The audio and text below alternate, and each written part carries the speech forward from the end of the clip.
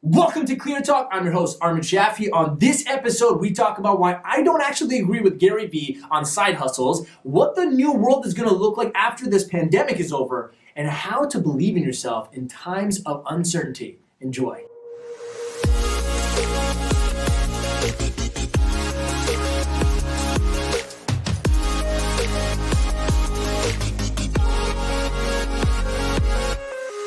Welcome back to Clear Talk, the number one show for entrepreneurs who need clarity. I'm your host, Armin Shaffi, and I want to give a huge shout out to Upton for figuring this thing out. We now have a countdown timer in real time on Facebook, which is pretty epic to me. Are we live on Instagram too right now? Live on Instagram, we're live on Facebook, we're on YouTube. This is epic stuff, guys. So I'm going to give a virtual clap to Upton. Well, I'm going to give a clap. You guys can give a virtual applause to Upton for up-leveling the game, okay? Just up-leveling the whole game, for up-leveling the game of our tech. So thank you, Upton, for always going above and beyond. And also, more excitingly, okay, this is the 3-month anniversary of Clear Talk. And what I mean by that is that we are now on 3 consecutive months consistently every single Monday at almost 12 o'clock every now and then going live, which is I want to explain why that's like a huge thing for me, just specifically because I remember the first episode I did I just had come out of a depression, and at that time I was in a whole different state, but I decided to do the show, to launch it, to help people out and find a way to focus on servicing and offering service and serving humanity, so that I can get myself out of my own head. And so it's big because at that time when I came out, we made the show. I wanted to do something that I can build a habit with. So 3 months ago we started this thing. And I told Upton, if you would have told me 3 months ago in January when I started this, by our 12th episode, we'll be in the middle of a pandemic, global recession, with lockdowns and quarantines happening, I wouldn't believe you.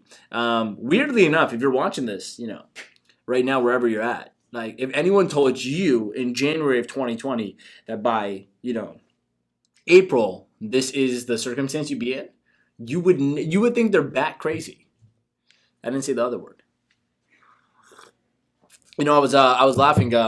Everyone deals with things differently. I was sitting there. I'm like, until I see Bane downtown at City Hall with a mask on and a bunch of Bruce Wayne's tanks on the streets, I don't know if I'm gonna freak out yet. This is freakishly similar to The Dark Knight Rises. Like freakishly similar. So welcome to everyone on right now. How many people we got on Instagram?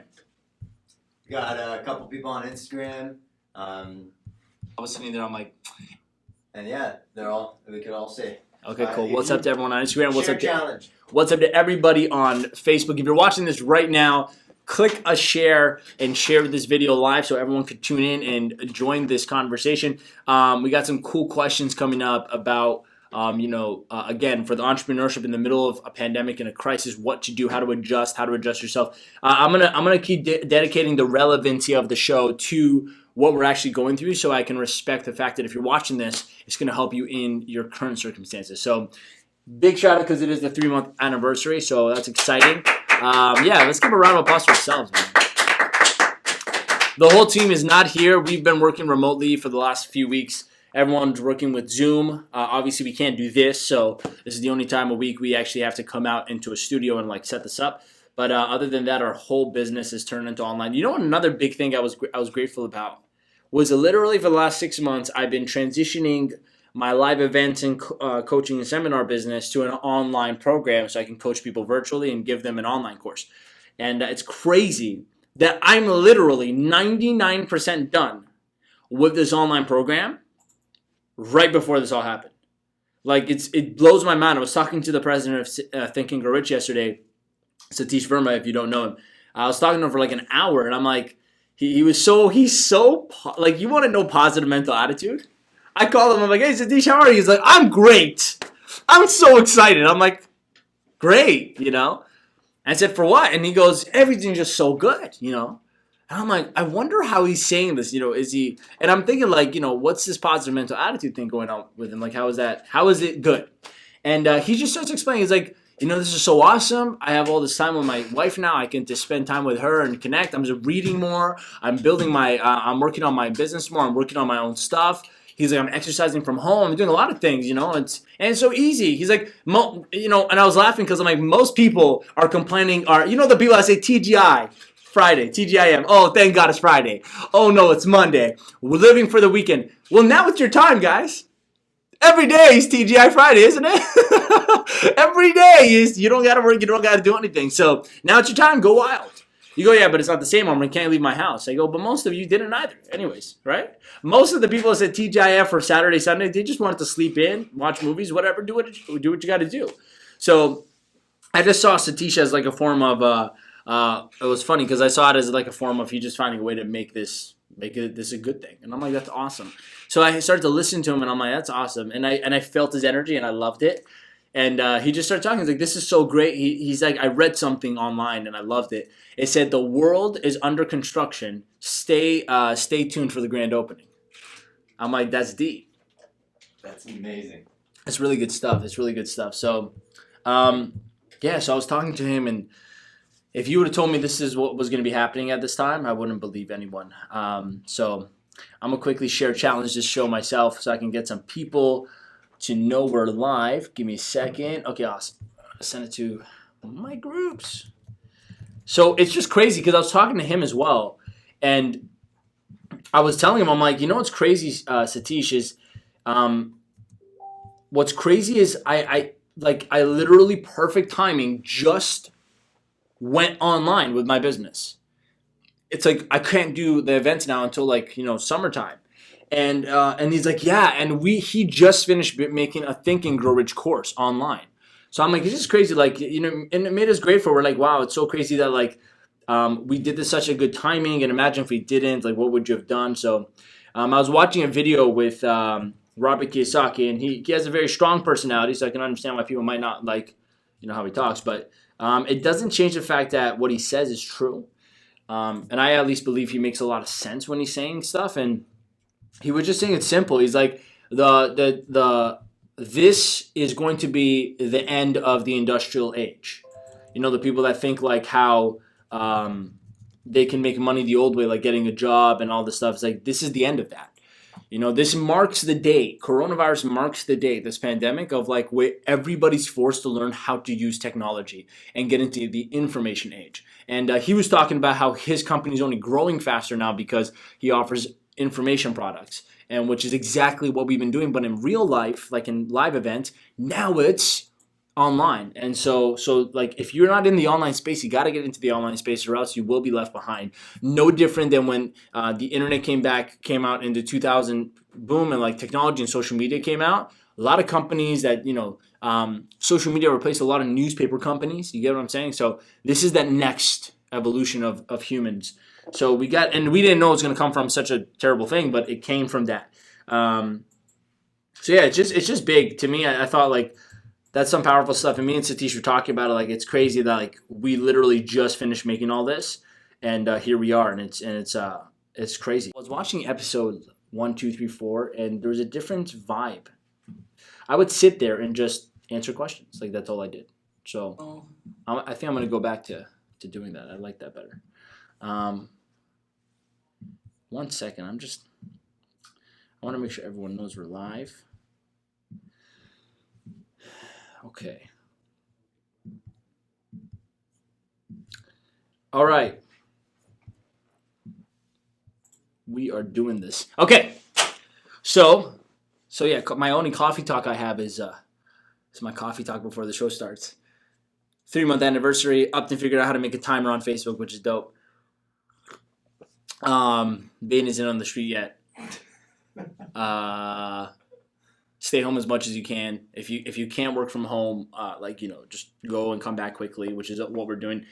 And people are still getting triggered by, if you're bored during quarantine, you lack a purpose in life. It's not about you struggling. It's about the people that are doing nothing with their time. By the way, that doesn't count if you're depressed, worried, stressed, anxious, taking care of your loved ones, staying at home because I'm not talking about, that's not boredom. In fact, in that case, we have different ideas of boredom. What I'm talking about is the people that have the opportunity to do those things and they're not. That's all I'm talking about, okay? We still got comments going on with that.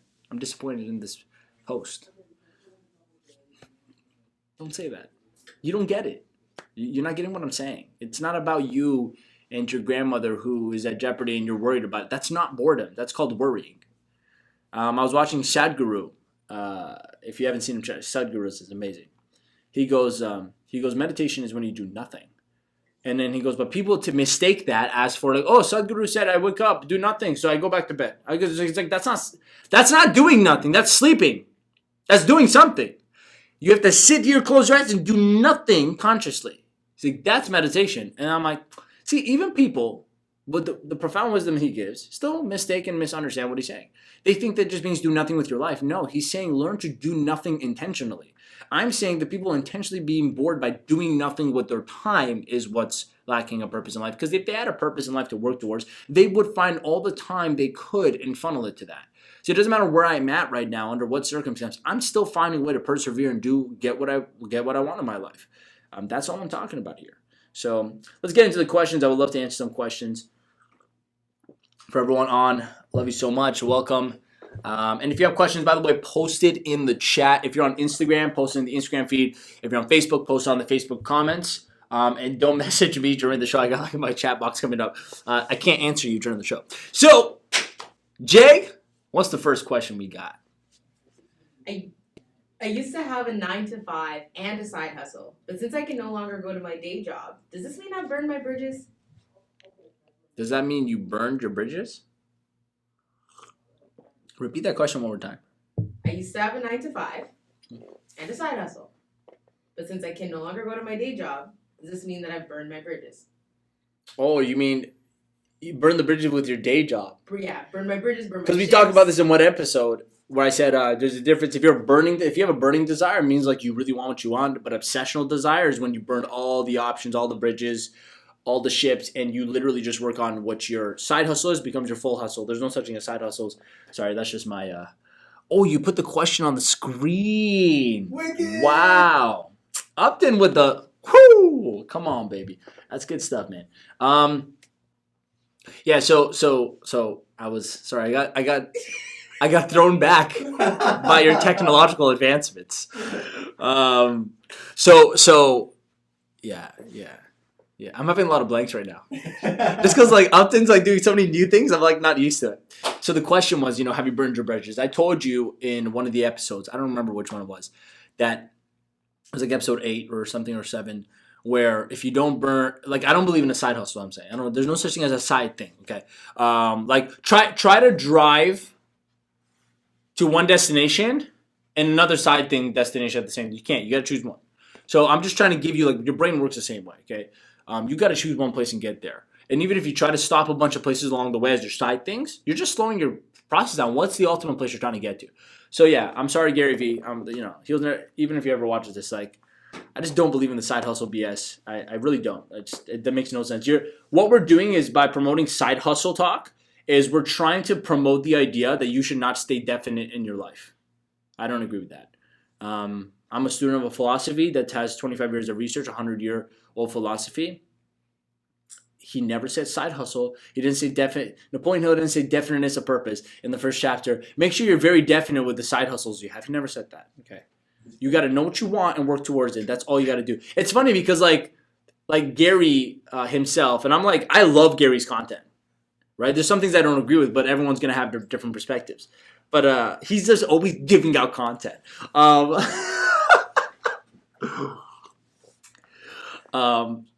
Gary doesn't do what he's like promoting himself. I'm saying like someone comes up like, I'm a student. And he's like, yo, figure out a side thing. But is Gary doing that? No. If Gary had a bunch of side things, he wouldn't be Gary. Do you get what I'm saying?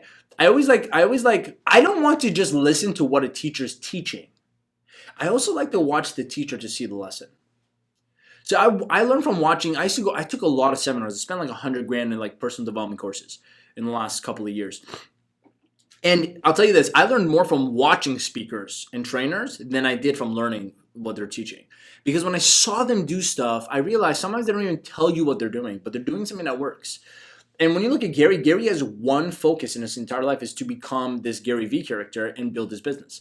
So for him, yes, I understand. He's selling baseball cards. I know I saw that right now. Like he's selling baseball cards, but that's not a side hustle. It's a part of his current business. Why? Because his current business is to do marketing first of all. So he's only telling you what to do just to show you it works.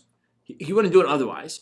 Because he would never waste his time trying to buy a $400 card and sell for $3,000 later. Why would he do that? He makes way too much money doing the stuff that he's actually focused on. That makes no sense. But he's trying to show you that it's possible, which is a part of the development of his brand, which is his definiteness of purpose. So, plus, like I said on top of that, he's also a different character. He's developed skills of multitasking, which I don't think is a normal thing to even want to build, because why? That's like I said, it's like trying to get really good at eating food and doing your nails while driving. Why? I know you can learn how to, but why? Just get to the place you're trying to get to safely. So I don't believe in side hustles. So in one episode we talked about how you got to just burn your bridges, and if you can have side things. I'm not saying you can't. There are people who do it. I'm saying, from my experience, that is not the ultimate formula for success in life. And success meaning you get to get what you want without violating the rights of others. Meaning you know how to get what you want and get rid of what you don't want. That takes a decisive mind. That takes definiteness. So, in that episode, we talked about burning your bridges. And so someone's asking now, well, if I can't go to work, technically. Haven't I burned? No, you haven't. Number one, because you didn't choose to. It was put upon you.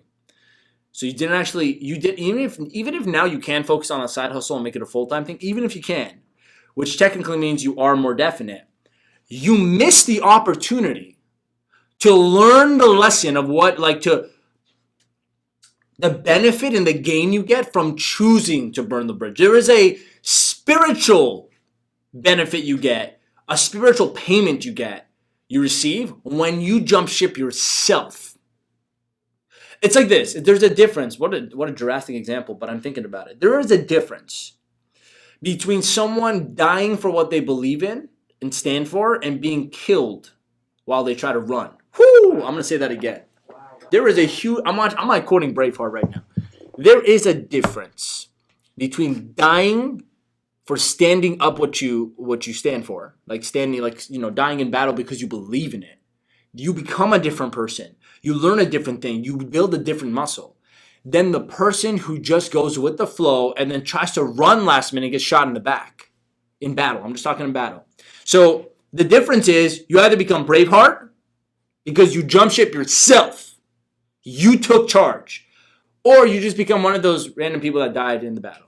So no, you have not, technically mentally you're still hoping that job was still there. You still haven't learned the lesson. The lesson is faith. Faith is when you can decide on what you want and not be afraid of what's going to happen, and you do it. Look, I didn't know what was going to happen when I started this show. I didn't know what was going to happen when I went online. And look, I went through a whirlwind. But if I had tried to if I was forced, I'll give you an example. I started a year ago turning everything in my business, started to think about making it online because I chose to, but it was a new field for me. I'd never done it before. All my successes come from seminars, events, and offline things. But then I had to learn this online thing, and I went through hell. When I say hell, I went through so many all-nighters, so many things to learn this crap, and I did a bunch of launches. It didn't work. Sometimes it did work, and recently it just had a serious amount of success.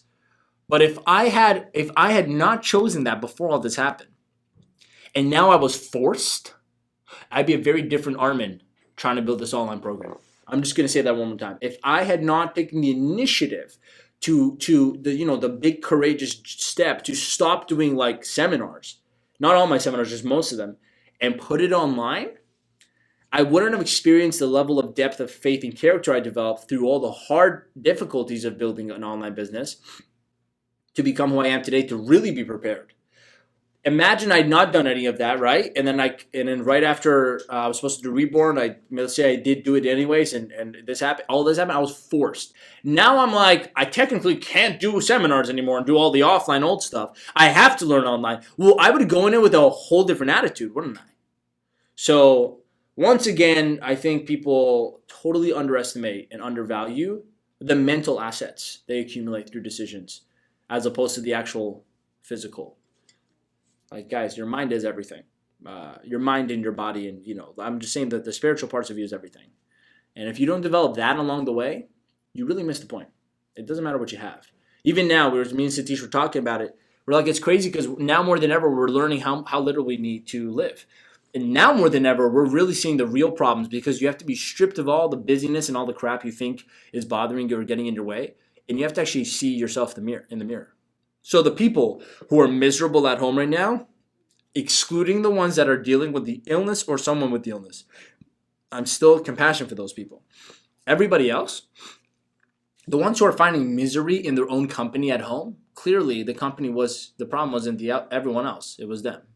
Clearly, right? Like me and Satish were talking about, like, clearly if someone is still miserable and all they're doing is being forced to be at home, he had a bigger problem than not having time and not knowing what you want. Like, you had a bigger problem. So I like this because out of difficulties, we only get stronger if we decide to. I could have also quit along the way. But, anyways, that answers my question. That answers the question, technically, have I burned all the ships? No. You have to burn all the ships intentionally. Now you're just forced to burn them. But here's the good news. It still brings you the same benefit outcome. Meaning now you're forced anyways, whether you chose to or not, to think on your feet creatively. Andrew Carnegie said to Napoleon Hill in one day in the stories he shares, Andrew Carnegie emphasized the importance of emergency, which is so ironic because the entire world is in a state of emergency right now. So I'm like, wow, Andrew Carnegie told us in advance, like 100 years ago, to Napoleon Hill, he goes, emergency is a good thing because oftentimes emergencies force a person to think, to use beyond what their logical reasoning faculty, to think creatively. Because if you're in an emergency and you can't do what you would usually do and it's like comfortable, you start to get creative with what you can do. So hopefully as a world, humanity starts to, and it already is, it starts to push itself to think creatively, create more, innovate, think smarter, become more. Because if they don't, they realize it's a scarier alternative. So this is a good thing, even though it doesn't seem like it. It's a great thing. We just don't know what's going to come out of it. And a lot of good things are going to come out of this, which is why it's exciting. And it's a once-in-a-lifetime opportunity. You're never going to go through an opportunity where the whole world is going through a state of emergency and you can see humanity come together. So that's my answer. What's the next question? Do you know what the game plan is for small businesses to come out of this alive? Do you know what the game plan is for small businesses to come out of this alive? It depends, right? Small businesses have different categories. I'll tell you the brick and mortar ones. I'll give you one example. The answer is always going to be innovation. It's creative solutions, creative thinking. In Think and Grow Rich, there is two types of imagination. In Think and Grow Rich, there's the synthetic imagination, which is your ability to take facts and information and data in the world that already exists and organize it into a plan or a goal to achieve. So that's your ability to observe and learn things and then take it and use it in an organized fashion. And then there's the creative imagination. The creative imagination taps into something beyond your logic, reason, or the world. It goes into, for the people, whether you believe it or not, universe, God, whatever you believe, there's an infinite power. There's an infinite invisible intelligence that you tap into in the ether. And so the creative imagination downloads ideas that are not actually already existing in the world, but it's a thought. And so this is where you get ideas coming in from the ether into your mind. And these are things that this is how Thomas Edison was able to organize, without ever seeing any evidence of this, how the information he needed to connect dots to create the incandescent light bulb and thousands of other inventions. So in this time, small businesses have to now be forced to not just think on synthetic imagination, because there's a lot of things you can think about, use in the world, but also creatively. Small businesses will shut down if they don't learn to adapt to the changes, and the changes are technological. So for all my friends who are like, I'm not tech savvy, I don't like the tech stuff, can I hire you? Like, yeah, no problem. Okay, no problem. So you're either going to completely shut down and go broke and never make money again, or you're going to be forced eventually to learn how to do something technologically savvy. So my advice, I don't give advice, but like my perspective is, now more than ever, especially with the time you have, learn as much as you can about how to do tech savvy things. Buy courses on software engineering or software development. Buy courses on website development. Learn how to use, I use ClickFunnels, very easy thing to use to build sales funnels. Learn how to do learn how to do online stuff, because if you don't, you're never going to find a job again, because like after this, whatever we come out of, there's going to be like way more AI taking care of things that before we had a job. There's going to be a lot more tech, a lot more online, a lot less offline. The only things that are going to be offline are like the rare commodities that you can't do online, like events or stuff like that. You can't do that online the way human connection is. Those things won't die out, right? But let me ask you a question. Everyone watching, you're intelligent people. Let me ask you something. Think about this. For the next 3 to 6 months, all companies have the permission to let go of pretty much everybody that works for them and somehow turn things virtual if they can. And if they can't, that business is shut down. You can't virtualize a dry cleaning company, right? Like you can't virtualize a restaurant. You can't do that. So they can at best just make a takeout delivery, no problem. But I'm saying there's some companies you can't. I understand. So that means that person got to move on. You got to move on. But let me ask you something. In the midst of where the whole world, all the employers, all the capitalists, or whatever they are laying off everybody that used to otherwise work for them, right? In the next 3 to 6 months, and they're subsidized so that people have income enough to survive, and the companies are being bailed out. Most of them are being given things to, okay. You tell me what you think will happen. Don't you think now, in the midst of all this, where the risk is the lowest, and the cause and the motivation of it is the highest, for employers and companies and CEOs and business owners to completely virtualize and minimize the amount they need of people working for them? Don't you think now is the time that they would deploy that if they were planning to, whether they were or not? Don't you think now McDonald's is going to try to figure out how to literally only have a chef in the back making food and even push the envelope and try to get a whole electronic system in the back with one person just literally managing the whole system as like a little factory making all your food? I'm saying maybe it gets to that level one day, but don't you think they'll bring it down to just like even the payment, the delivery, everything is virtualized and only one person in the back is cooking? Don't you think? Don't you think now more than ever is going to be the time where companies, delivery companies, all that stuff is going to try to make AI machine, AI software, AI everything to sell their products, deliver their products, everything. The only thing necessary is the person who can either make them, and even that is going to replace, or like the only jobs available will be the people they have to keep to manage and develop the software and AI that's doing it. My perspective, if the next 6 months is like everyone's grace period where government's coming and stepping in, giving bailout and whatever, I think every company with the brain like thinking on their feet is going to seriously seize this opportunity to virtualize their entire business. Because it's passive. For the business owner, I want you to understand something. It's a more profit margin. Me doing an event, I'll give you guys an example. We would sell tickets for like thousands of dollars to a seminar, okay? I do an entire event, right? The event would, we'd sell tickets for like $2,000. We used to do an SF for $2,000. And we'd have like, on average, 30 people in a room. So look, I'm giving you guys like my numbers right now so I can explain to you the transition. We would revenue $60,000 in ticket sales to this event. So we would sell like 30 people would pay $2,000, come out, right? Whatever. The event itself would cost anywhere from $10,000 to $20,000 to run. So it's not profit yet. Right? Then it's like another $5,000 to $7,000 in marketing and ad budget. So we're already cut down to half from the $60,000 in sales. I'm only at $30,000 more in profit yet, but it's not profit because then you got the office expenses, salary expenses.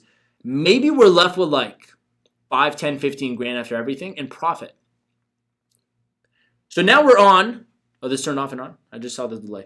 Now we're on like 15 or 20% profit margin, and I worked months to fill this one room with 30 people. And this was an old model I used to use, right? And not counting commission, salespeople, all this stuff. So it's like I would, we'd make like 10 or 15 grand from one weekend of work, and then that also counts like the 3 days I have to come. I got to book hotel, venue, all this stuff, right? Okay. And we walk out with like 10 or 15 grand in sales. The only grace I had was in the back end, we'd sell like very high ticket coaching programs, and that's where most of our money came from because that was just my time after. But on the front end, I would do all that work to get the right audience in front of me. I'm just thinking my business. Now, I have made one online funnel where I literally show the opportunity of what I can show, I can teach them to work with me. And all I got to do is spend the 3 to 5 grand in ads or organically to put people into the funnel. The funnel now, completely streamlined, will sell the person for me and say, if you want to work with us, call us and we'll work with you. And it's completely like the profit margin is probably 70-80% now because 20% of, let's say, 100 grand will come in. I only probably got to spend 10 to 15 grand in ads, an ad budget on ads, or 20 grand, let's say, to sell 100 grand. Now, but the 80 grand that comes in is all passive because now they're getting an online program, so I don't have to put on a whole venue, hotels, staff, all this stuff to deliver the program. They get it online instantly, and it's better for them. They get more content. And I got to give my time on a weekly basis to coach them, which is the online program I'm launching this month. I'm thinking to myself, like, the only reason I'd ever do an event again is because I love it, not because it makes any business sense. So I'm thinking, like, I wonder what every other business is thinking. Like, every other business owner, entrepreneur is thinking, what's the best for the business? Online makes more sense. So I just give you some personal examples. And it's scalable too. Like, people had issues of flying to an event. Now they're like, you just get the program online. You're getting on a Zoom call to get coached throughout your business. You get everything plus more. You pay a little bit more, but you're getting 100 times more. And my business can actually flourish and profit margins being higher too. So that means I can take that money, innovate more, hire more people, provide more jobs. So that's my question to you. When you look at the situation, what do you think? You think companies are going to try to go back to hiring hundreds and thousands of people again after 6 months from now? I doubt it. A lot of people laid a lot of people. A lot of people laid off a lot of people. I think they're going to be forced, and the 3 to 6 months is a very good amount of time for them to figure out how to replace people with technology. So for everyone watching and you're afraid when I say this, that's only because you've not decided yet to move on with the world. And if you don't change with the world will change without you, whether you like it or not. What's the next question? You answered it. What was it anyways? Is this the perfect time to invest into stocks or invest into taking your business online? I would never, guys, like, a mentor once told me, there was a point in my life years ago where I was learning from like an incredible trader how to trade and make like 100% a month of my money, okay? And this guy was good. Like, he would literally make 100% a month on his money in return. But he had a very specific strategy, so he was mentoring me personally. I was learning. And I'm like, I'm going to get rich. I'm just going to take $5,000, make it to 10,000, then 20,000. And I did the math. I'm like, this makes no logical sense. I'd be a trillionaire within a year, right? If you keep doubling it. But I was convinced. I'm like, I'm going to do this. But I didn't factor in the risk of I could lose all my money in one trade, right? So that actually happened. I almost doubled my money within a month. And then one trade wiped out 90% of my account. No one knows the story. And it wasn't even my money. I borrowed the money because I thought I could make the money and pay the person back. It scarred me, traumatized me. I'm sitting there, I'm like, oh my God. Now it's like every trade I do after that. Every trade, I was doing futures, by the way, for anyone wondering. I was trading futures options. Every trade I did after that, I was scared because I thought, now the mental thing is screwing me up. So I was trying to learn and whatever. And I remember going to a friend of mine back then. He was mentoring me. And I'm like, man, this just happened. He's like, why would you put $5,000 into pretty much just a professional gambling platform? He's like, why would you do that and then have a very high risk of losing the money when you can use the same $5,000 to somehow intelligently use it to start a business or grow your business? Because he's like, and he said this to me and it made so much sense. I actually stopped trading that moment he said it. He goes, and by the way, I'm not putting down trading or investing. Like, Just find an expert and be willing to lose money. Like only trade money you're willing to lose. I had no money I was willing to lose. So for everyone else, like that doesn't account for you. Don't do that. But for the ones who have money to willing to lose, yeah, sure, it's a good skill to learn. But like your whole life has to be that. I mean, if you're gonna properly do this, there's no such thing as side, let alone side hustles. There ain't no such thing about side trading. I'm sorry for all my friends who sell this in their businesses. I'm sorry. There is no such thing as you becoming a side trader. That's like me. You're better off going to the casino on a Saturday. Every Saturday, it's a side trader. Go to the casino, play some blackjack. You'll have a higher chance. I've won more money in blackjack, like the 6 times in my entire life I've ever played. I've won more money and kept because I know how to walk away when I have money than I made in trading. So, stop. I'm sorry. Like if you're gonna be a trader, at least be a full-time trader. Or just sell trading and never trade. But don't try to do both. And I was in a business where I would sell. I was in an MLM myself years ago where I would sell people to learn how to trade on the side while they made money and whatever. Yeah, I don't think we're telling the truth to the person signing up. Back then, at least I wasn't, because I'm like, I would much rather sell you to buy the service to help you trade than go trade myself. Because like I said, this mentor of mine looked at me and he said this.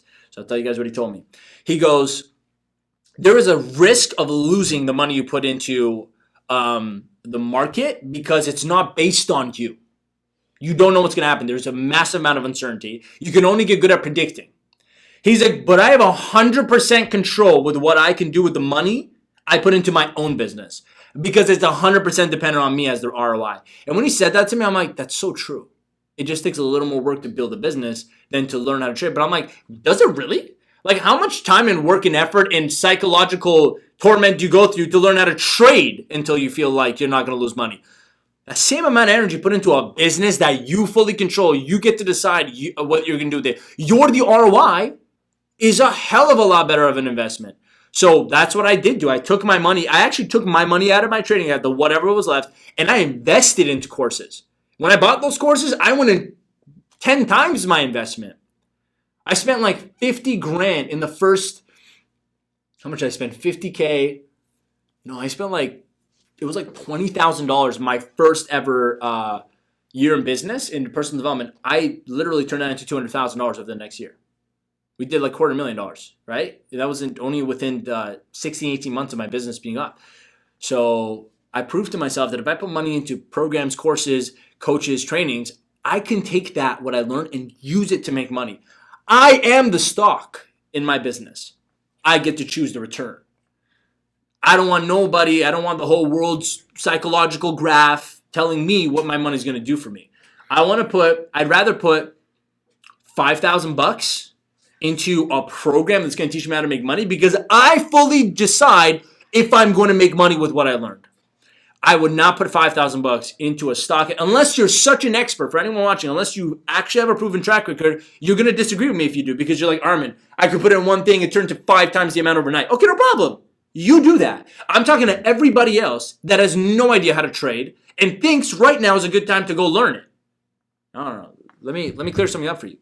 I worked with like multi-decade long traders years ago. I was not only selling their stuff, but I was learning from them. Guess what? Unless you have that kind of years track record right now, you should not be going into the market. Or give your money to them. That's different. Give your money to them. Give your money to someone that knows what they're doing. Don't try to learn right now. If you have an option right now and you're starting fresh, you have an option to take whatever you have left and put it into learning how to do trading and put it into learning how to build a business. Do this. Because as my mentor told me, you have 100% control of the ROI in this investment. You have who knows how much control, probably zero control in this one. So that's my answer. And from all my friends who watch who sell services to help other people become traders, I get it. But you and I, when I look into this camera and I look into your eyes and you're looking at me, you and I both know that that's not exactly true. You and I both know that. So I'm not going to even I'm not debating, by the way. You know and I know what I'm talking about when I say that's not exactly true. It's either they're going to make all their money selling the service or they're going to become a dedicated lifelong trader. until they're willing to lose hundreds of thousands of dollars if they have that money, until they get good enough to know how to mitigate risk and make return. So let's not, let's be straight up with people. At least I would tell them. When I was selling it, I'm like, look, put $1,000 in an account, follow these trades that these experts are telling you. You might make some money. But I'm like, but share this with 3 people, you'll get paid like $600 tomorrow. And I'm like, yo, go do that. That's a guaranteed way of income. Sales is a guaranteed way of income. Building a business is a guaranteed way of income. It's way more guaranteed than, especially now. Guys, I was in a normal market when I lost all my money. You guys are talking about like tomorrow, Trump could come out and put his middle finger out to someone and an entire industry could drop in stock prices. Did you know that Justin Trudeau, we had like 2-3 million masks coming over to Canada? Whatever company manufactured that, make that sale. Trump says, nope, keep the masks inside the U.S. We need them. And they do. I'm not even they have 10 times more people than us. But the person that invested into that company or to the U.S. or whatever, that one decision just completely volatilized, if that's a word, the market. So that's like me saying, I got $5,000, let me throw it at you, okay? And you're gonna go on this tricycle on the highway, and you're gonna start driving. Don't get hit by a car, but if you get hit by a car, I lose all my money. If you somehow get from here to that city in 45 minutes on a tricycle in the middle of driving traffic, driving highway, fast-paced cars, then I'll make $10,000. Yeah, no problem. But if you're gonna make bets like that, just go set at a blackjack table, because there's more chances where you could win. I'm just saying. I love all my traders. Next, where are we at, by the way? How long has the show been? 40 minutes? Show's been Check 43 Instagram. minutes. 43 minutes? All right, next question. Hello to everyone, by the way. Is there any comments on Instagram? Yeah, we've got some Instagram talk. There were some waves. Yeah. Hey. Joel Pooley says, I have depression and I'm still not doing nothing. Wow. Good job, Joel. You had depression and you're still taking action? I don't even know what other excuse there is other than you have coronavirus yourself or someone does, because those people, compassion for them. But if you're going through depression, first of all, reach out to me. I'll see if I can help out. That's what I do. And good for you, man. Good for you. Is there any other comments? We've got some waves, some hard eyes. Hard eyes. That's good. Some 3-finger these thingies. Okay sign. Someone's giving me those? Wants us to talk about you, but you talk about you all. Who? Peniels. Peniels. Okay. Let's talk about you. What does that mean? Let's talk about me. I am talking about me. I'm talking about all of us. Mainly hellos, mainly waves, mainly emojis. All right, everyone on right now. Thanks for being on. By the way, if you're on, click the share button, post this, share this, send it to someone, a friend that maybe can get some help out of this. What's the next question?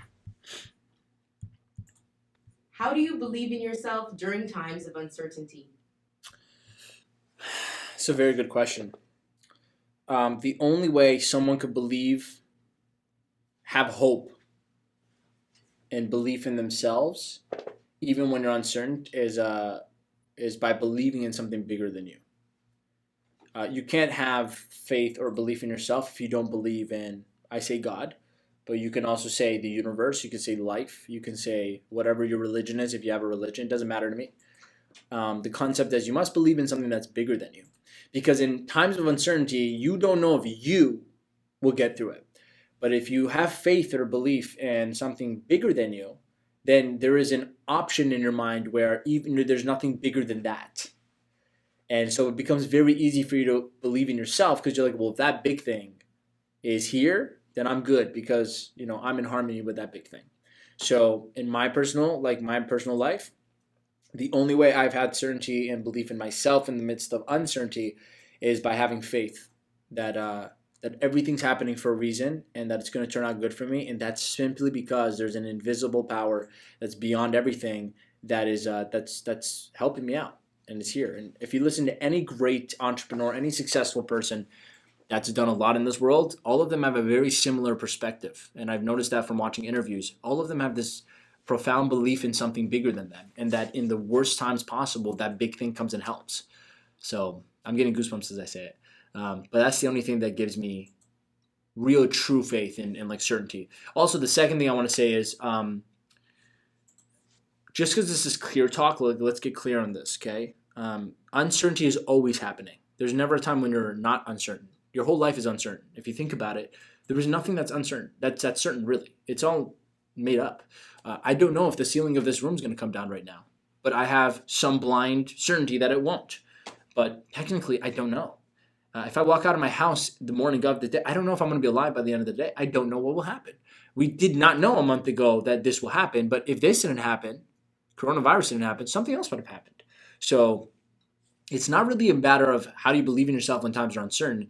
It's a matter of like you've already believed in yourself. Like believing in yourself is a separate issue than times of being uncertain. Time's always uncertain. You never know what's going to happen, whether good or bad. And both of them, you don't know where it's going to lead to. So life in and of itself is an uncertain thing. You have no idea how to predict what tomorrow's going to be. You have no idea what an hour is going to be like. So give yourself a little bit more credit in the sense that your whole life has been based off uncertain faith. Like you have faith that it's all going to be okay somehow. So that's why you keep going, or else everyone would take their life right now because they have so afraid of what's going to happen. Well, you have some hope and faith that it's going to be okay. That's why you keep going. But believing in yourself, you cannot do unless you have two things. One, I just told you, you must have faith in something bigger. You must believe in something bigger than you. If you think you're the biggest thing in the world or in your life, that's a problem. Because if anything comes and you feel it's bigger than you now, you think you're at cause and effect. You think you're at effect of this thing.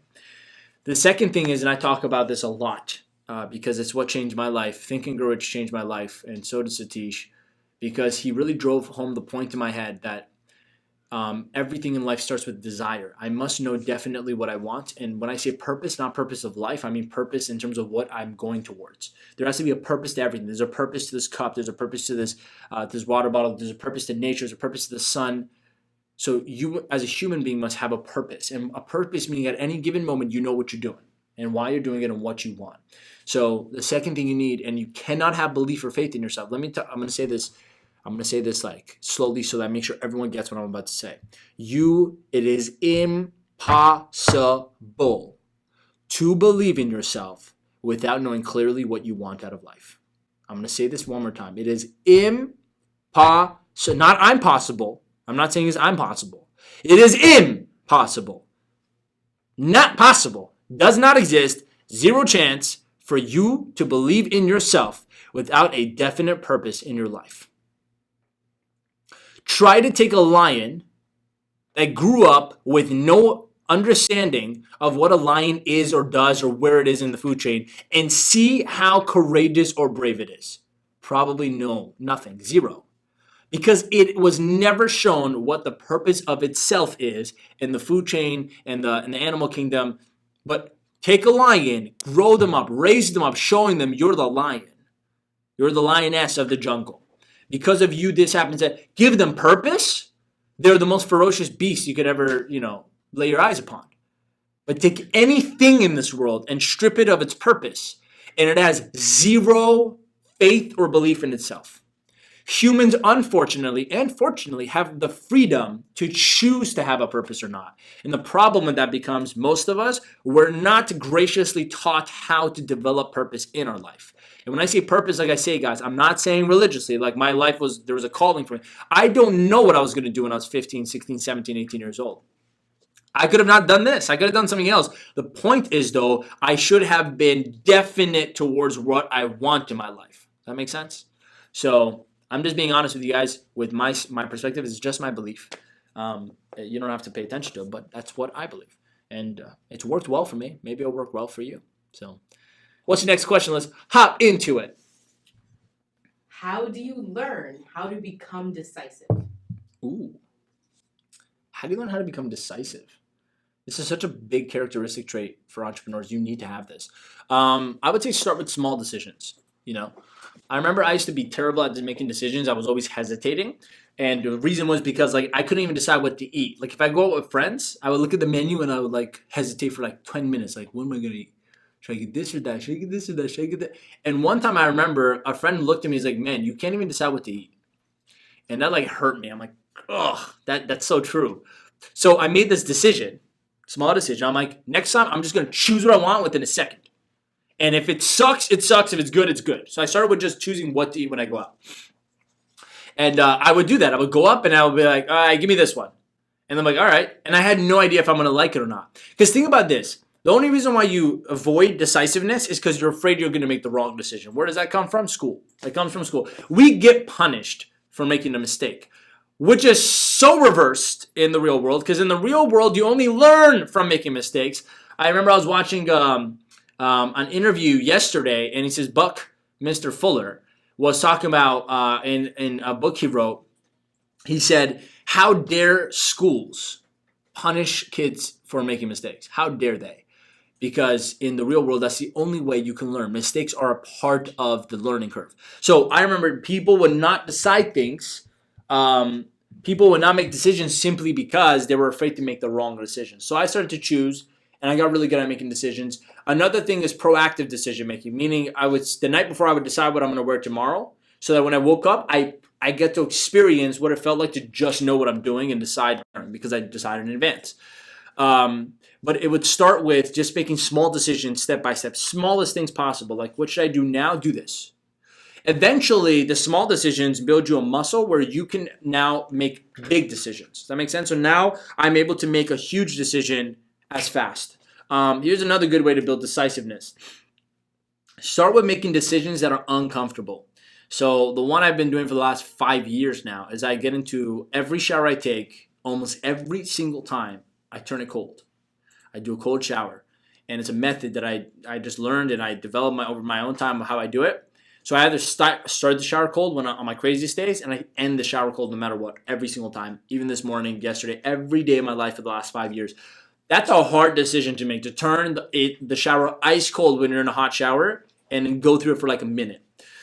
That's a good decision to make. It doesn't kill you. It's good for your immune system, and it's going to get you out of your comfort zone. Plus, you're going to feel very accomplished if at the end of it, you've got out and you're like, I just did this really hard thing, but I decided to and I did it. So you can build the habit slow by slow, same way you would build any other habit. So start with maybe taking a cold shower, the next shower you take, where you do your shower, and right at the end, you turn it cold for like 10 seconds, then maybe 20, then 30. Then I could do it for like 5 minutes now. And my body might go numb, but I'm not afraid of it. So start with making small decisions, or eventually you'll build the habit of making bigger decisions. What's the next question? We've got some IG questions. Cool. So Grace asked us, what keeps you going while you're facing challenges? My purpose. And when I say purpose, I'm gonna stop using the word purpose. I think people mistake the word purpose for like something religious or spiritual. It is a spiritual thing, but not in the sense of like, it's not in the sense of like, you have to wait it, find your purpose. You gotta choose what you want. That's your purpose. You can't find it. What gets me going is my goal. I'm gonna say that my big goal that I'm working towards. Because I have a goal in my life, nothing can stop me. Nothing. So I keep working towards it. And it's like nothing discourages me, nothing makes me stop, nothing.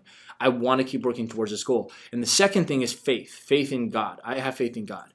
And when I say faith in God without being religious about it, and nothing against religion, I'm just saying I don't want people to become controversial for no reason.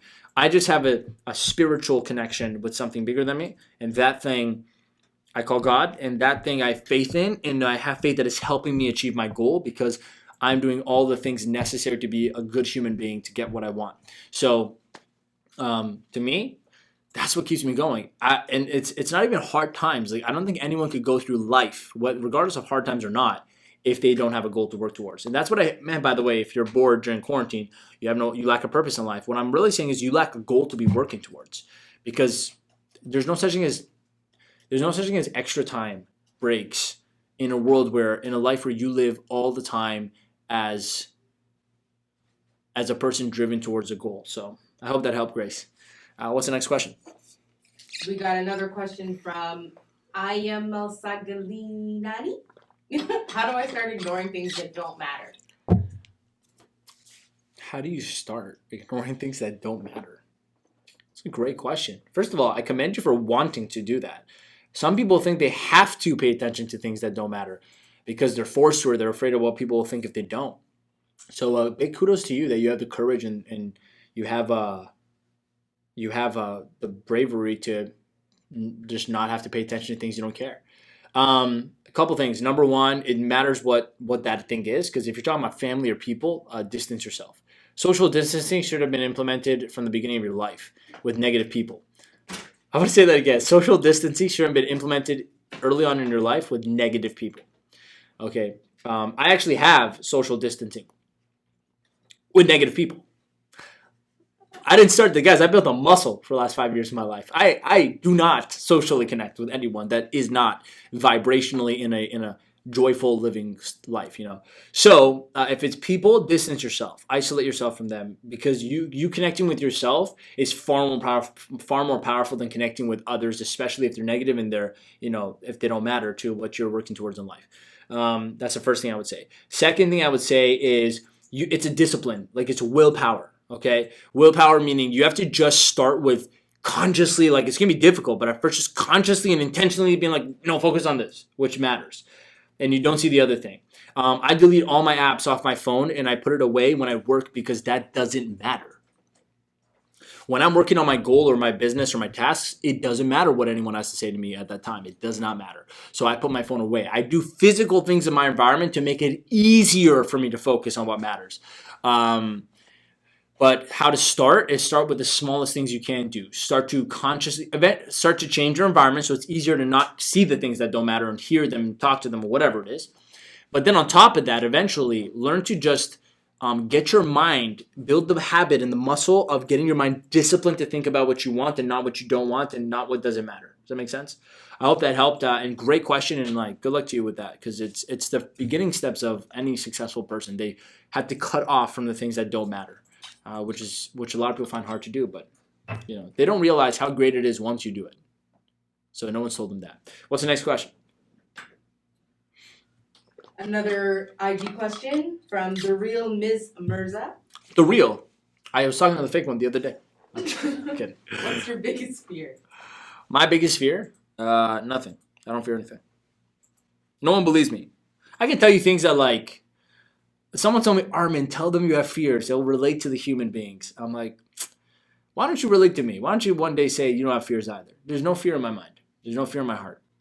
There's danger. Like, if someone showed up to my house, you know, wanted to rob it or something, that's not fear. That's danger. Like, I have to be cautious and, like, you know, defend.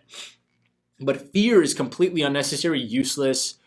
It's just a rodent. I don't let it in. One of my business coaches, Sunny Verma, he says, don't let doubt in. Doubt is a form of fear. And so that sticks in my mind. I don't let fear in. Even if it comes to touch, like the, what if this happens? I go, yeah, get out of here. I don't need you. But I'll tell you what I used to be my biggest fear, so we can have some relatable. Ever since I became a student of Think and Grow Rich, I don't have fear, because I realize how useless it is and that it's a choice. So there's no fear. That's why I live completely peacefully and happy in my life. You know, I would encourage you to do the same thing, but you don't just do that. You got to develop yourself to that. But I used to have a huge fear of mediocrity. And when I say mediocrity, I don't mean this in a condescending way. What I mean is, like, I grew up with nothing. Okay, in a neighborhood that was like, I was hanging out with people that did stupid things. So because I grew up in like poverty in a sense, where I didn't really have much and all I saw was poverty, I got really afraid. Like, I built this like intolerance and this fear against like averagism and like poverty.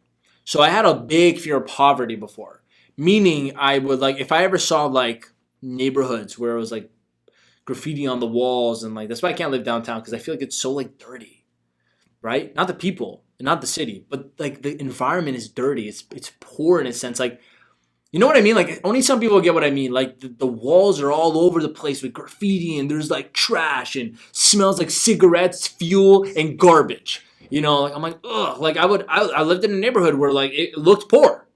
So I developed as a kid this like, oh my God, I'm afraid of like ever being stuck somewhere like that, because I hated it so much.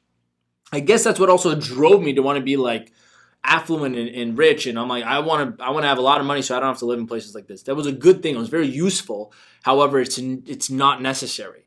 So as I grow and mature and I became a student of the right philosophies, I just realized that's actually a bad thing to have in my mind still.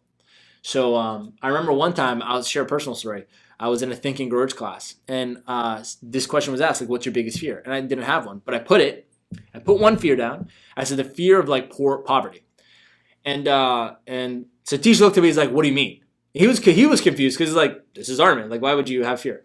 Aren't you a student of this flight?" Like, I felt like he was like, "What do you mean? You don't get TGR then?" And I'm like, "No. Here's what I mean. If I'm driving, I give this example. I'm like, if I'm driving and I saw a car next to me driving and it was like rusted with like a dent in it and like the person doesn't have the money to fix it or whatever, or the car's super old and like rusted and it's poor. I'm like, it would like run a chill out down my spine because of my childhood, because I grew up all seeing that and like I hated it. It was like somewhat traumatic, right? And I said that to him and he goes, "What's the executive face he made?" He goes, "Why do you notice it?" I go, "What do you mean?" "Well, it's right there. Like, how would you not notice it?" He goes, "I don't ever notice it." I'm like, "What do you mean you never notice it?" And then I learned something, right? That's why you need coaches and mentors. Like, they need to teach you things you can't see. He goes, "Why do you even notice the car?" He goes, "I'm always driving. I'm sure these things pass by me, but I never see it." And then it hit me. I'm like, oh my God. Because I still have fear in my head about this, I notice the fear. So because my mind is still like fixed on this fear, I notice things that still trigger the fear. I'm like, what am I doing? Like, if I still notice things I don't want in my life, it's because my mind is still lingering with the thoughts. And I can't have those thoughts if I want to grow myself in life. So since then, I've never had any fear. There are 6 to 7 big major fears that Napoleon Hill discovered in Think and Grow Rich. It's in the last chapter. If you ever pick up the book Think and Grow Rich, you could go read it. I have meticulously analyzed my life and myself to make sure none of them are in there. That's the only reason why I came out of depression in December. Because I saw I was living with a few of these fears and it was ruining my life. And I made a decision. I made a huge decision. I'm like, I will get rid of these. I don't want them in my life. So I got rid of them. So what's the next question, guys? By the way, keep the questions coming. These are awesome questions. Yeah. We're getting a lot done, eh? We've got a question from KVZem. Like, what's your thoughts on this corona situation? But you kind of I have like 5 episodes on my thoughts of this corona situation. So go watch every episode before this and you'll know my thoughts. But thank you for asking, by the way. Love you so much.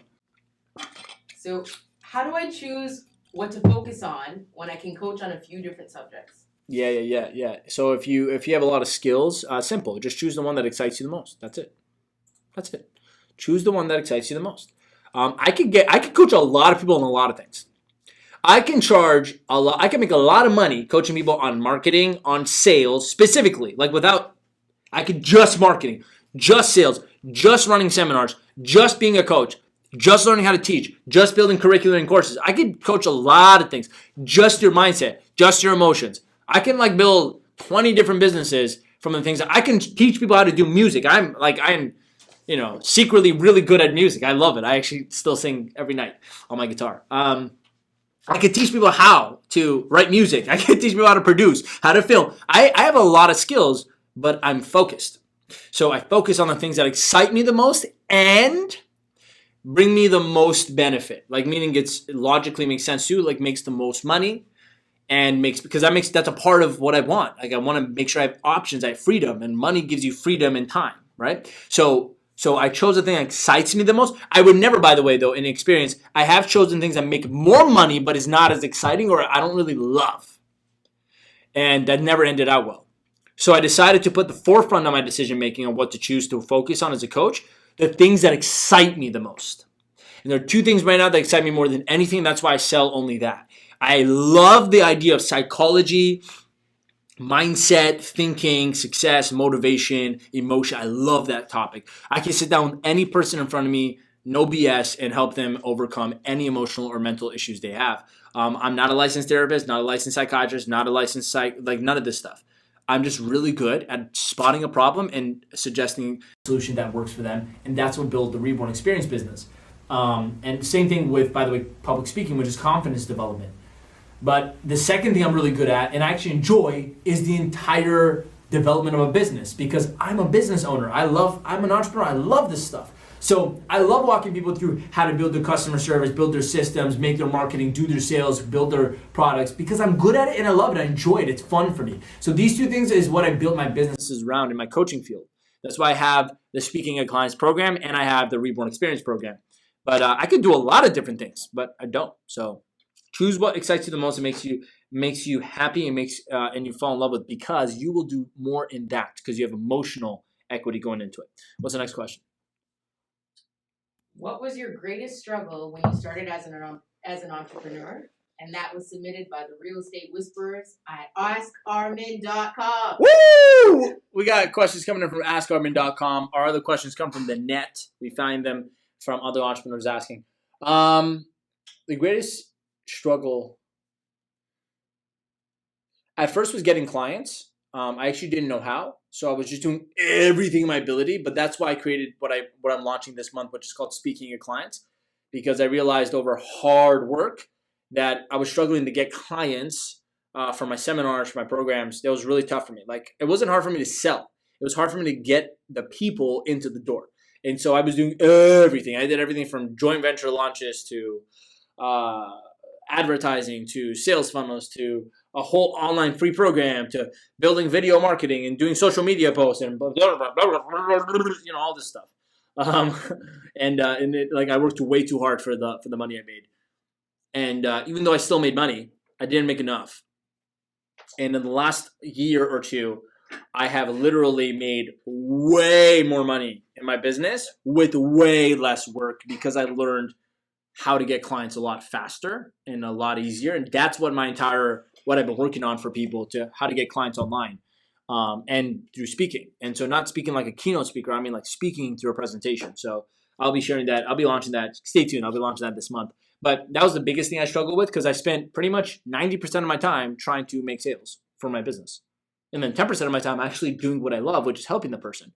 So that was my biggest struggle. Other than that, I wouldn't even say anything else was a struggle, because I loved it. So nothing was hard. Even that was like fun for me, but it was a struggle because I wasn't really doing well in it.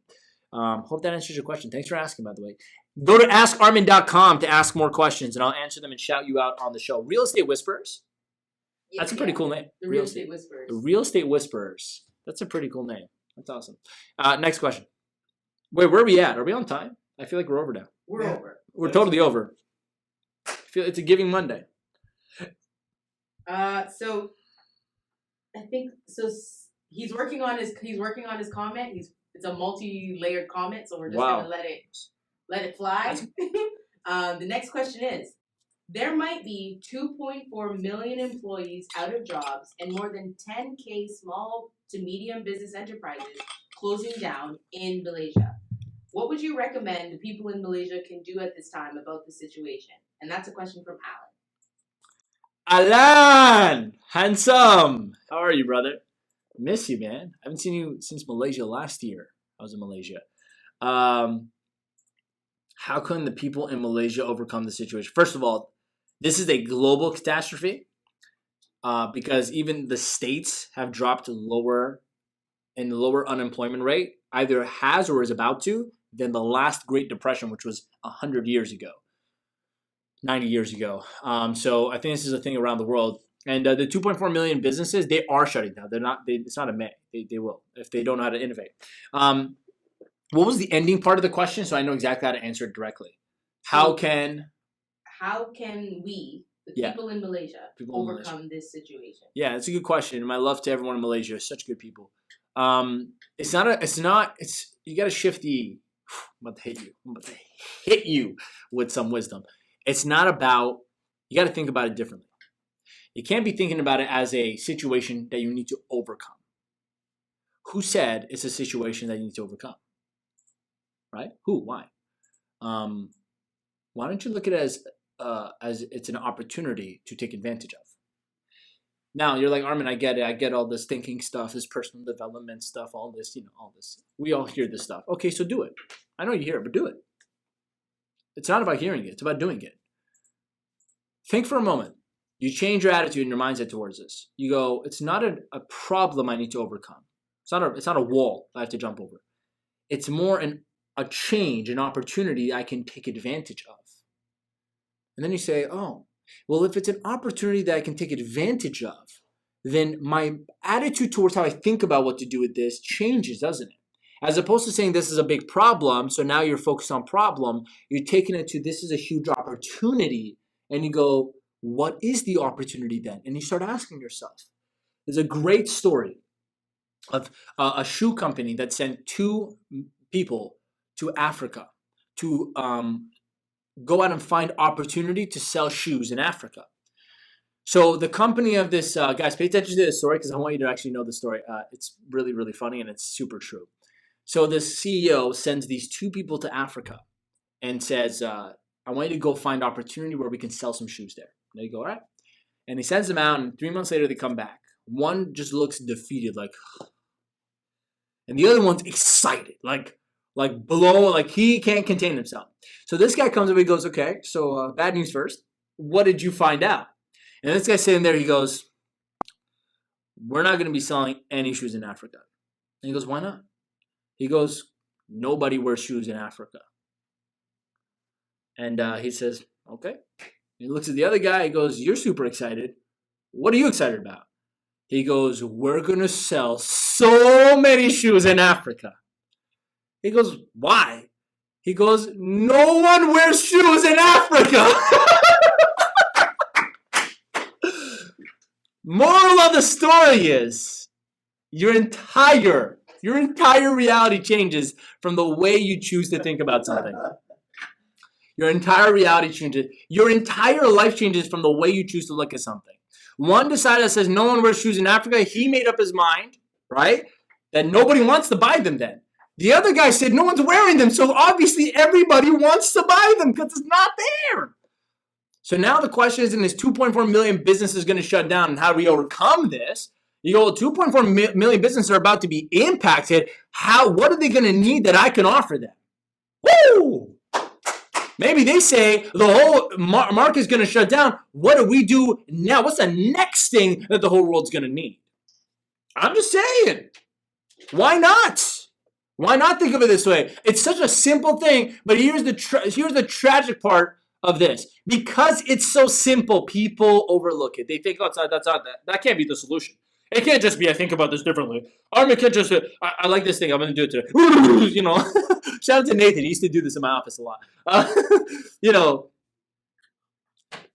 it's just funny because you're like, I'm just having a brain fart with this. Like, this is, you know, people don't want to accept it being so simple. I said, change the way you look at it. The thing you look at changes. Oh, that's great, Armin. You're quoting Zig Ziglar. You're going to Jim Rohn. So do it. Like, why? It's not a matter. I'm not trying to give you a Tumblr post here. I'm trying to get you to do something. Do this. Look at it differently. That's what I did. So I see an opportunity. We had a program that taught people how to launch an event. We changed the entire program and adapted it to how to launch an event online. That's it. That's all we did. Everyone has to make money online. We're showing them how to. I'm giving them my entire system that's made me money. Okay, great. That's it. Done. I could have been like, oh, no one's going to want to do seminars and events and speak anymore. That's not true. 6 months from now, everyone's going to be dying to do an event because they're like, I need human connection. So they're going to want it. Make sense? And the second story I'll share with you is this. I'll give you an example. Okay, I'll give you an example. I was talking to a friend of mine, and I was talking to a friend of mine who owns barbershops. Okay, very successful young man. And he shut down his stores for the next 3 months. He goes, we can't cut hair. And he has like 3 shops. His rent is really high. And he has dozens of barbers. I go, okay. So he goes, yeah, man, I'm looking at trying to sell some product. And I'm like, why sell some product? No one's trying to buy gel being quarantined at home right now because it ain't going nowhere. I'm like, what are you thinking about? And he goes, yeah, but that's the only thing I can sell. I'm like, dude, listen to me right now. Listen to me he's a close friend of mine. So I'm like, listen to me carefully. You will die through this if you don't force yourself to innovate. I know you're a barbershop business. You need to think outside the box or else you're going to be left behind. I go, you know, you're a student of Think and Grow Rich, and he reads Think and Grow Rich a lot. And I'm like, listen, man, you know, and I know, you need to get some ideas on how you're going to service your clients without having to get them to come into your barbershop, or you got to think completely different, man, or else you're going to make no money. It's not an option to do nothing. And he goes, no, you're right. And I give him some ideas. I said, number one, you already have a list of 5,000 plus customers. I'm like, why don't you just hit them up and say, pay in advance for your haircut when quarantine's over so you don't have to wait in line because everyone's going to want a haircut. He goes, oh, that's brilliant. I go, then you get a bunch of money up front. You can float your business and they get something that's awesome that they want. He goes, great idea. So he did that. I say, why don't you also do this? I had this idea in my head. I'm giving this online. If he doesn't use it, now he's going to have to run for his money because someone watching this, if you take this idea, just send me a thank you note one day. I'm like, why don't you make something called Barber in a Box? He goes, and it just came to me, just like, see, I prepared my mind to receive creative ideas from infinite intelligence. That's just how everyone can do this, but it takes a time. Like I developed my mind to do this.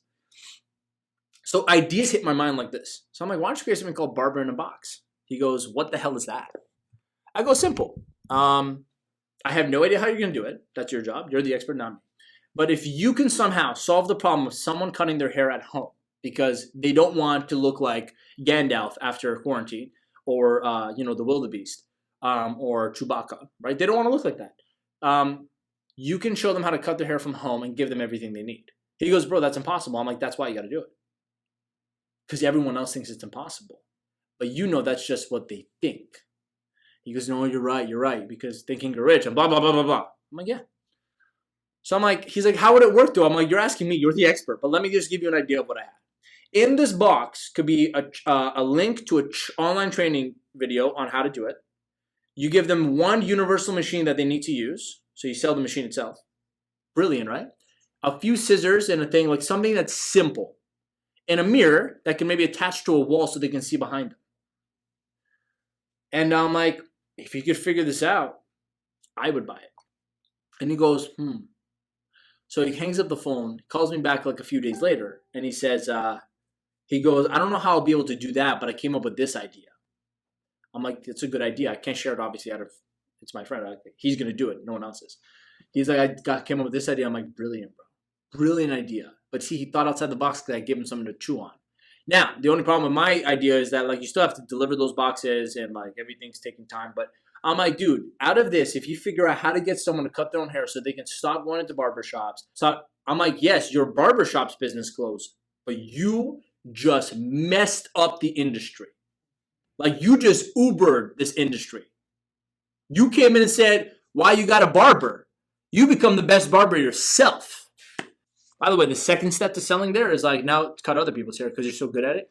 You're breeding. Let's just say if I was in the barber world, all of you would have shut down by now. Let's just say that. You got to get the mind is so important in the midst of tragedies because it thinks. So my point is to you, how you look at something is what you're going to get out of it. If you don't know how to innovate, I'm sorry. But that's a you problem. That's not, the world isn't doing anything to you. The world's doing what it's always done. Same thing when natural disasters hit or economic crashes happen, regardless of coronavirus. This is just another crisis. So you deal with it the same way you dealt with every other crisis. You innovate. You got to think outside the box. And here's the thing. Be super grateful. Be super grateful because unless this happened, you would have not had the opportunity to force yourself to think this way. And you might have lived your whole life below your potential, but now you're forced to take advantage of your potential because you can't just go around doing as least as possible anymore. Now you got to do more, which is a beautiful gift in my perspective. All right. So what else we got here? Got so many people online right now. If you're on right now, share this video. We just shared some gold, and it's going to help a lot of people out. Thank you for everyone who goes to askarmin.com and submits their questions. Do we have more questions, or should we end the show now? Because we're at an hour and a half, I think. Well, Saad has asked a pretty in-depth question. Yeah, he did. Okay. So Saad K. Muhammad said, the world is changing as we speak, and we're going to have many problems.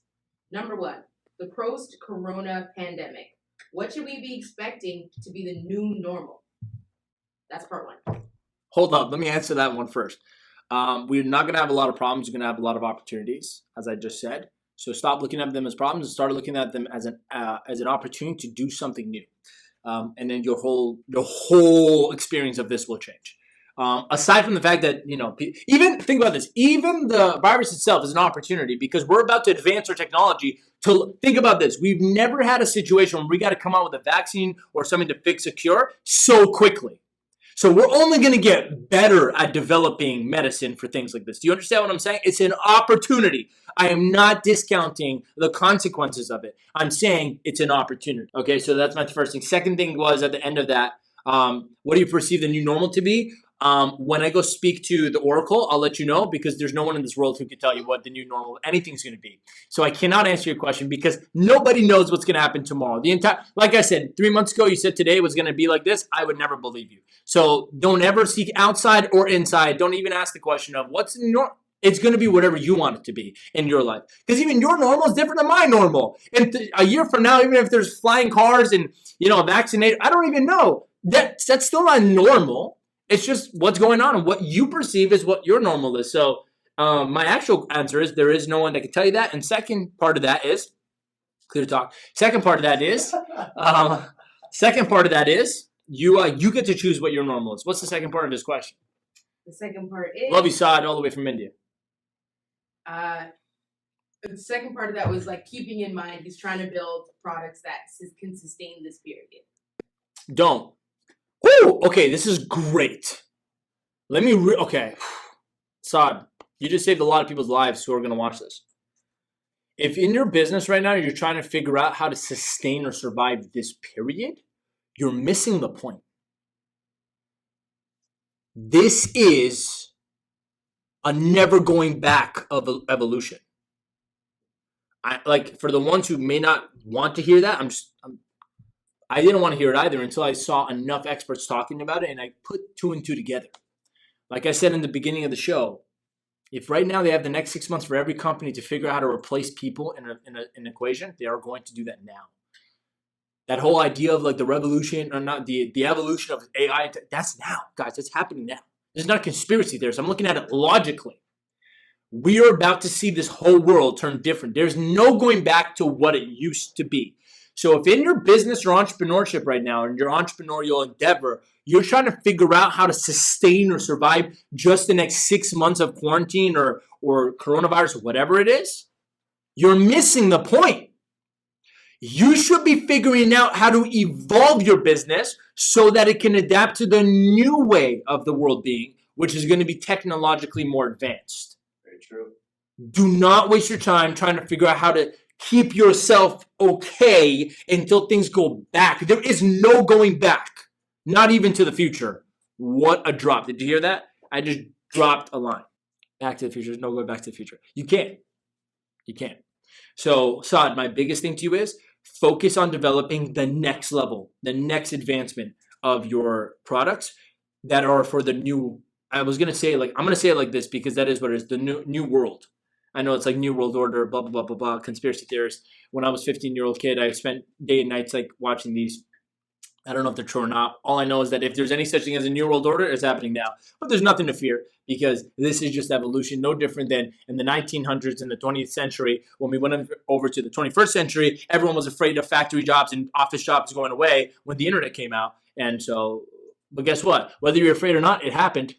Guess what? It still happened. So I'm just telling you what you got to do anyways. Do not try to survive the pandemic. Don't try to survive the pandemic. As a business, you need to do this, evolve through this pandemic. Don't try to survive it. Think about when the world it goes back to its new normal, whatever that looks like, you've already advanced technologically to adapt to it. Is there another part to this question, or was that it? Yeah. Oh my goodness. Post-economic downfall, we have reached recession, and with the world being so unstable, I'm working on a plan that helps create impact-based projects. That's beautiful. In health, energy, etc. What is something that I should look out for when I'm trying to build these projects? Saad, I love you. Next time you ask questions, be more specific. Because if you ask a general question, you'll get a general answer. And I know you're an intelligent person, so I don't think you're looking for a vague answer for something. Second thing is I'm not an expert in your field. In fact, there's much I can learn from you, man. You've done some incredible things with your endeavors in India with helping the economy out, winning awards for keeping the environment clean, beautiful. I want to hear good things. So keep doing what you're doing. Just the only thing I can tell you is this. I'm not an expert in the field of your business, so I don't listen to my advice about that. But I will tell you, I am absolutely a student. I consider myself an expert in thinking in the mind. And I still have so much to learn, but I've learned enough to help me do a lot of my life and help others. And so my share to you is this. Stay connected with that internal thing you have that I know you have. Don't let anything disturb your mind. Nothing. Don't let anything disturb your mind. No negativity, no problems, no fear, no nothing. Keep your mind disciplined and strong against the current waves of everybody being afraid and spreading fear and all these things and negativity about how everything's going to go bad. Keep your mind attuned to opportunity, optimism, and strength and courage, and that everything's going to be okay. Keep telling yourself this is all going to be a good thing. This is all going to be a good thing. This is all going to be a good thing. If you do that, whatever you put your mind to, it's going to work out. Is that the last question? So, thank you for watching this episode, our 3-month, it's the race now, but our 3-month anniversary of Clear Talk. This is the 12th week in a row. Not even a pandemic is holding us back, but we are working from home, just FYI. Thank you for watching the show. This is Clear Talk, the #1 show for entrepreneurs who need clarity. You can catch me on podcasts. You can catch me on YouTube at Clear Talk with Armin. You can catch me on Facebook Lives. You can catch the recordings on my Instagram Lives, IGTV, LinkedIn. We share the posts. We share the posts on Twitter now. We're all over the place. I'm catching up on TikTok next. My name's Armin Shaffi. I am your host. And go to askarmin.com to get your questions answered on the show. And I love you so much. Stay tuned for my emails. They come out every Wednesday, Friday, and Sunday. And on Fridays, I do clear coaching emails where I give you step-by-step practical stuff on what to do with everything going on in your life. So if you're not a part of my news like list, subscribers, whatever email list, let me know because, there it is. I see myself doing it. That's awesome. Get a part of my email list because I send out tons of free content there. And stay tuned. I'm coming on with something great. Until next time, I will see you next Monday live at 12 p.m. Eastern Time. Catch all my episodes online. And guys, go on and make the rest of your day the best of your day.